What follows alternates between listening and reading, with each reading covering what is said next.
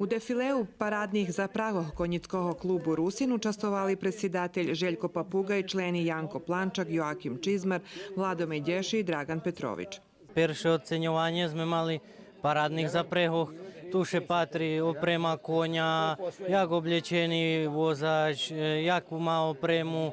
Tu najbardziej, jaki fijaker, to jest teraz starodawni fijakeri, jest nowi fijakeri, którzy mają kocznicy, to już bardziej to ty co honia między ciuni i tak.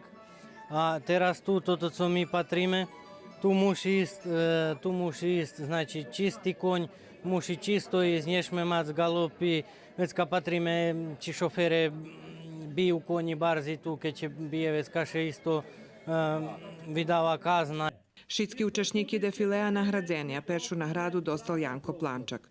U predloženju programi otrimanje 6 obehovanja konjoh dringačoh na 1800 meteri. Učestvovali konji čiji vlasniki prišli zo zveljih mestog zo Vojvodini. Nagradni fond za obehovanja bul 30.000 dinari. Vlasnik konja, kotri stignulo statnji na cilj, dostal meščak paprigi. Obehovanja konjoh otrimani pod pokroviteljstvom opštini Kula, Pokrajinskog sekretarijata za poljoprivredu, vodoprivredu i ljesarstvo i s pomocu sponzoroh.